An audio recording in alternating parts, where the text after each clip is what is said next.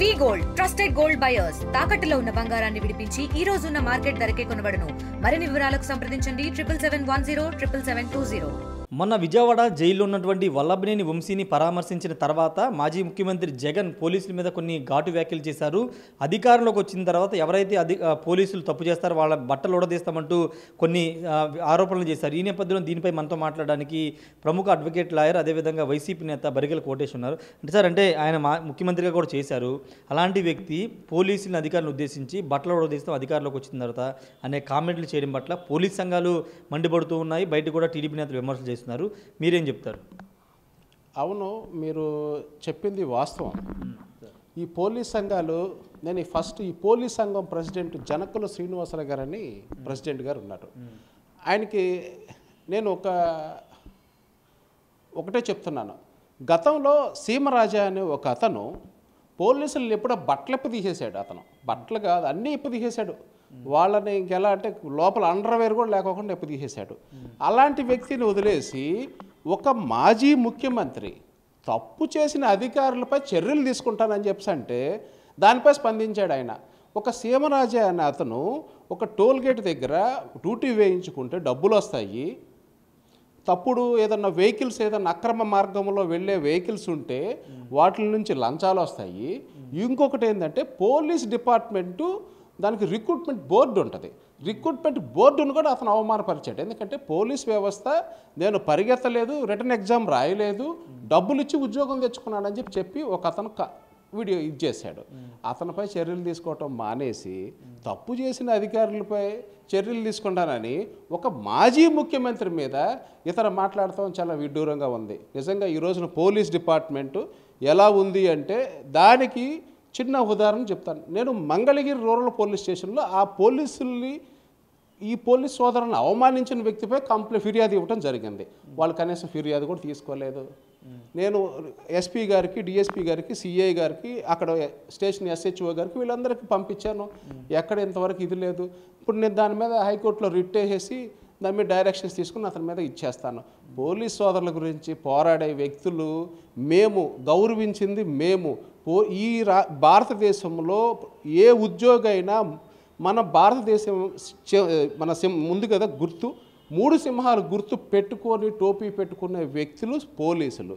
ఆయన జనకుల శ్రీనివాసరావు గారు అది మర్చిపోయి ఏదేదో మాట్లాడుతున్నారు ఆయన. ఎందుకంటే ఈ ప్రభుత్వానికి వత్తాసు పలుకుతున్నారు. ఈ ప్రభుత్వానికి వత్తాసు పలకటం వల్ల ఉపయోగం లేదు. అదే చెప్తున్నారు. ఇవాళ ఈ ప్రభుత్వం ఉంటుంది, రేపు ఇంకో ప్రభుత్వం ఉంటుంది. ఆయన అలా మాట్లాడటంలో అది ఆయన విజ్ఞతకే వదిలేస్తున్నాను. మా జగన్మోహన్ రెడ్డి గారు మాట్లాడింది 100కి 100 పాళ్ళు కరెక్ట్. అది తప్పు చేసిన అధికారులపై చర్యలు తీసుకుంటా అన్నాడు. ఆయన రేపు మళ్ళీ ముఖ్యమంత్రి అవుతాడు అంటే చర్యలు తీసుకోవద్దనా ఆయన ఉద్దేశం? అంటే పోలీసులు ఇప్పుడు వంశీ కేసులో విచారణ చేస్తున్నారు. అలాంటి పోలీసుల్ని బెదిరించడం కాదా?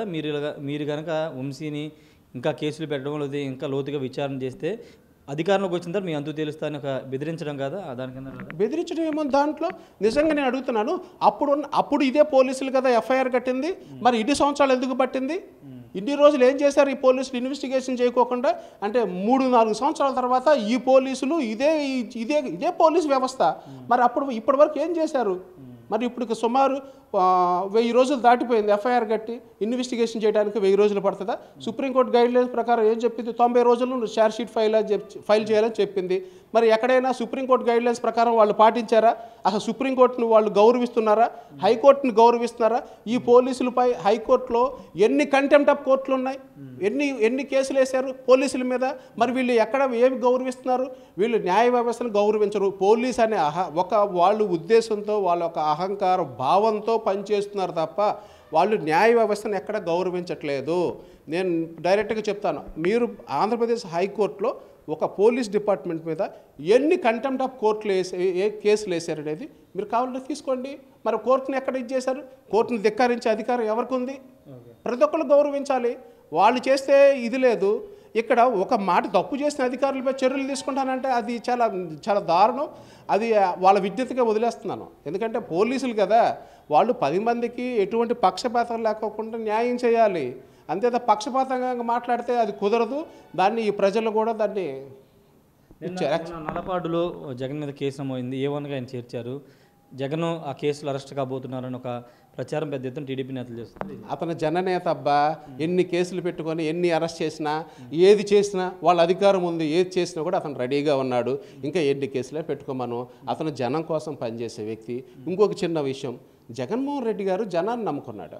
అతను ఈవీఎంలను నమ్ముకోవాలా. ఈవీఎంలను వేరే వాళ్ళు, కూటమి ప్రభుత్వం ఇంకొకళ్ళు వేరే వాళ్ళు నమ్ముకున్నారు. అతను జనం నమ్ముకున్న వ్యక్తి, జననాయకుడు జగన్మోహన్ రెడ్డి గారు.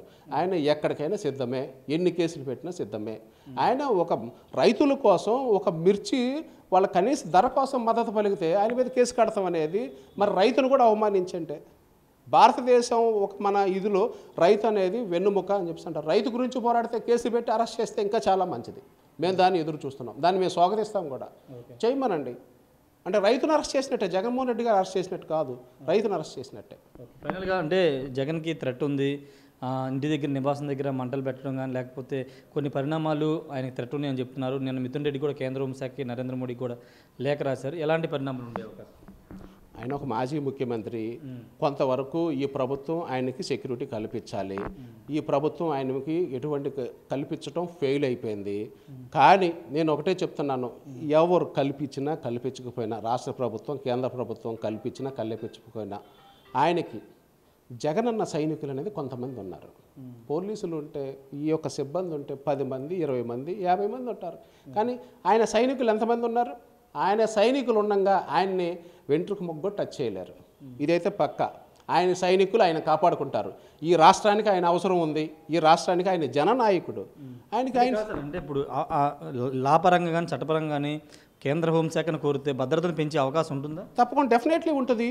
ఎందుకంటే అక్కడ ఉన్న కేంద్ర ప్రభుత్వం అవన్నీ పరిగణలో తీసుకుంటాయి. ఆయన ఒక మాజీ ముఖ్యమంత్రి, ఆయనకి ఎటువంటి ఇది ఉంది, కేంద్ర ఇంటెలిజెన్స్ సంస్థ వాళ్ళకు ఉంటుంది, నిఘా వాళ్ళకు ఉంటుంది. దాన్ని బట్టి వాళ్ళు అరేంజ్ చేస్తారు. నేనేం చెప్తానంటే, జగనన్న సైనికులు ఉండగా జగన్మోహన్ రెడ్డి గారిని ఈ ప్రపంచంలో ఎవరు ఏం చేయలేరు. ఆయన ఎక్కడికి వెళ్ళినా కూడా ఆయన సైనికులు ఉండగా వీళ్ళు 10 మంది ఉంటారు, 20 మంది ఉంటారు, వాళ్ళు లక్షల్లో కోట్లలో ఉన్నారు ఆయన సైనికులు. మరి ఆ సైనికుల ముందు వీళ్ళంతా, అది ప్రభుత్వం అరేంజ్ చేయాలి, అది మినిమమ్. అది కూడా ఫెయిల్ అయిపోయింది ఈ ప్రభుత్వం. దాన్ని బట్టి ఈ ప్రజలు నెక్స్ట్ రాబోయే ఎన్నికల్లో కాదు, ఇంకా ముందుగానే ఆయన్ని జగన్మోహన్ రెడ్డి గారు కావాలనే ఇప్పటికే ఈ యొక్క కొద్ది రోజు నెలల పాలనకే జగన్మోహన్ రెడ్డి గారికి పూర్తి మద్దతు వచ్చింది. మీరు చూశారు విజయవాడలో, గుంటూరులో ఆయన జన సందోహం ఎలా ఉందనేది మీరు చూశారు. దీన్ని బట్టి తట్టుకోలేక ఈ ప్రభుత్వం ఆయనపై ఏవేవో చేస్తూ ఉంటారు. మేము ఆయన్ని జగనన్న సైనికులు, ఈ వైఎస్ఆర్సీపీ కుటుంబ సభ్యులు ఎదుర్కోవడానికి సిద్ధంగా ఉన్నాం. Thank you. మొత్తం కూడా చెప్తున్నారు, ఆ రోజు జగన్ చేసిన వ్యాఖ్యల్లో తప్పులేదని చెప్తున్నారు. కేవలం ఎవరైతే తప్పు చేస్తున్నారో అలాంటి పోలీసు అధికారులని అధికారంలోకి వచ్చిన సార్ శిక్షిస్తామని చెప్పారు. దాంట్లో ఎక్కడా తప్పులేదని బరిగల్ కూడా చెప్తున్నారు. వాటితో పాటు జగన్ భద్రతా విషయంలో కేంద్ర హోంశాఖ స్పందించాలి. ఎందుకంటే మాజీ ముఖ్యమంత్రి స్థాయిలో వ్యక్తికి ఖచ్చితంగా భద్రత కల్పించాలి. అంతకంటే ముందు ఆయనకి సైనికులకు ఉన్నటువంటి వైసీపీ కార్యకర్తలు ఆయనకి మద్దతుగా నిలుస్తారని చెప్తూ ఉన్నారు. ఖచ్చితంగా రాబోయే రోజుల్లో జగన్కి ఎలాంటి ఇబ్బంది ఉండదు, ఆయన ప్రజల్లోకి వెళ్తారని బరిగల్ కూడా అయితే చెప్తున్నారు. Camera person శ్రీనివాస్తో Rayesh RT Vijayawada నుండి. మరిన్ని వీడియోస్ కోసం ఛానల్ ని సబ్స్క్రైబ్ చేయండి. లేటెస్ట్ అప్డేట్స్ కోసం వాట్సాప్ ఛానల్ ని ఫాలో అవ్వండి. ఆ లింక్ డిస్క్రిప్షన్ లో ఉంది.